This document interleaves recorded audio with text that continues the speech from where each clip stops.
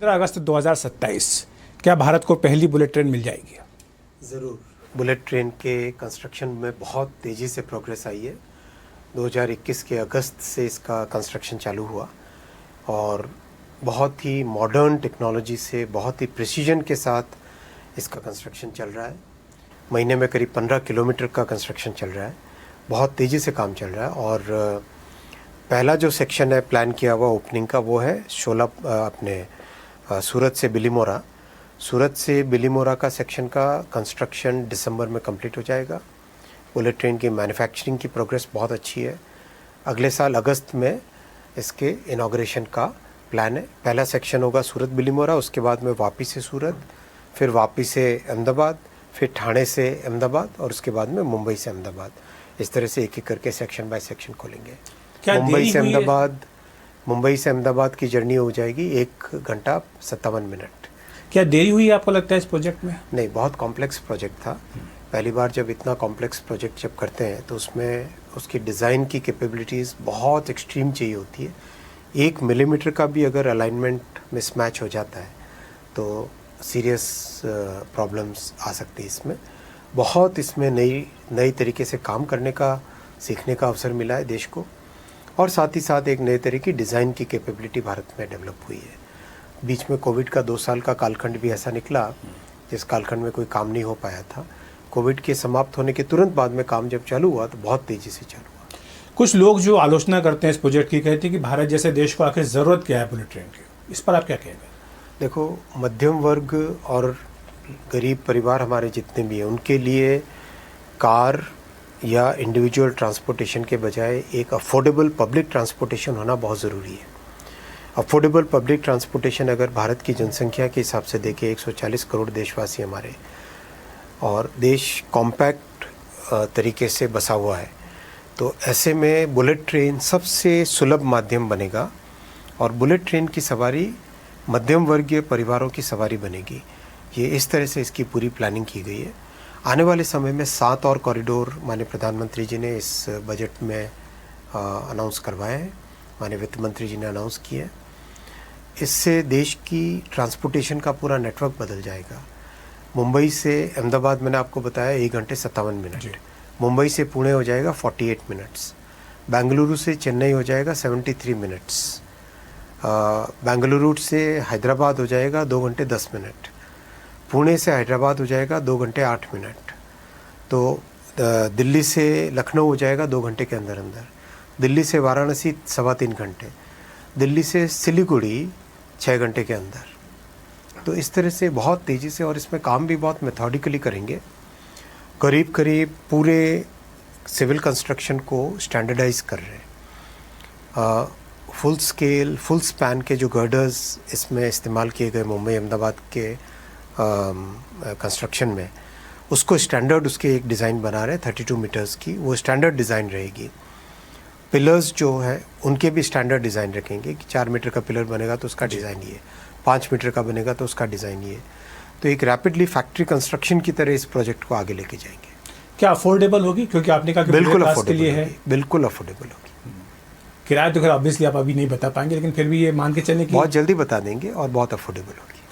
अगर 12 साल पहले के रेलवे की बात करें अश्विनी जी, आज हमारी रेलवे कहाँ खड़ी है? क्योंकि हमने देखा कि लोकतंत्र में, हमारे लोकतंत्र में खासतौर से रेलवे जो एक तरह का हथियार होता था, राजनीतिक हथियार होता था। रेल मंत्रालय किसको मिलेगा, कितनी ट्रेन चलेंगी, फिर रेल बजट आता था, उसमें सांसद खड़े होकर मांग करते थे कि फलाना ट्रेन चले, इसका स्टॉपेज हमारे यहाँ कीजिए। प्रधानमंत्री जी ने उसको बदल दिया, रेल बजट को समावेश कर दिया गया आम बजट के साथ, और कई सारी बातें हमने देखी जो परिवर्तन दिखा रहे हैं। आपको ज़मीन पर क्या परिवर्तन होते दिखाए पिछले 12 साल में? बहुत सारे परिवर्तन आए और आगे भी बहुत सारा काम इसमें करना है, क्योंकि 50-60 वर्षों तक जिस सेक्टर को निगलेक्ट किया गया था उस सेक्टर में बहुत कमियां रह गई थी। उनको कमियों को भरना है। अभी भी बहुत काम इसमें बाकी है और काम तेज़ी से हो भी रहा है। जो बड़े परिवर्तन आए, सबसे बड़ा परिवर्तन सेफ्टी में आया है। यूपीए के समय में और उससे पहले तक जो पीरियड था उसमें मतलब एक तरीके से सेफ्टी को दरकिनार कर दिया गया था और करीब 90% रिडक्शन हुआ है एक्सीडेंट्स में, और लास्ट ईयर रेलवे के इतिहास में सबसे सेफेस्ट ईयर था। जहाँ 170-171 एक्सीडेंट्स होते थे यूपीए के समय में साल में, लास्ट ईयर 16 पे कंटेन कर पाए। लेकिन अभी भी इसमें बहुत प्रयास लगातार जारी है। करीब 70,000 किलोमीटर ट्रैक्स को अपग्रेड किया गया है, पुरानी पटरियों को बदल के नई पटरी लगाई गई है। करीब 36,000 किलोमीटर की नई पटरियाँ लगाई गई है। करीब 60,000 किलोमीटर रूट को इलेक्ट्रीफाई किया, 99.4% रूट को इलेक्ट्रीफाई किया गया है। देश में बहुत सारी ऐसी टेक्नोलॉजीज़ लेके आए रेलवे के नेटवर्क में जो कि बाकी दुनिया में 40-50 वर्षों पहले लग चुकी थी। वो इन 10 वर्षों में टेक्नोलॉजीज़ को लेके आए, खासकर ट्रैक से रिलेटेड, वैगन से रिलेटेड, कोच से रिलेटेड। फॉर एग्ज़ाम्पल आप LHB कोच और पुरानी जो 1970 की टेक्नोलॉजीज़ अगर देखेंगे तो उसमें जब ट्रेन स्टार्ट होती है तो बहुत सारे झटके लगते हैं, क्योंकि जो कपलर्स लगे हैं वो कपलर बहुत पुराने डिज़ाइन के थे। इन 10 वर्षों में नए मॉडर्न डिज़ाइन के कपलर्स लाए कि जो ज़्यादा सेफ़ है और पैसेंजर्स के कंफर्ट में भी फ़र्क आता है। स्टेशंस का नवनिर्माण बहुत तेज़ी से चल रहा है। 1300 स्टेशन का नवनिर्माण का काम हाथ में लिया है, जिसमें से करीब 250 स्टेशन कंप्लीट हो गए और इस फाइनेंशियल ईयर के एंड तक 500 स्टेशन कंप्लीट हो जाएंगे। और बहुत अच्छे बने स्टेशन, भारत की संस्कृति को, भारत की स्थापत्य कला को लेके बने। फिर स्टेशंस की सफाई, ट्रेन की सफाई में भी अभी बहुत प्रयास चल रहा है और आगे भी बहुत मेहनत करनी पड़ेगी। पंक्चुअलिटी को लेकर कुछ पंक्चुअलिटी बहुत इम्प्रूव हुई है।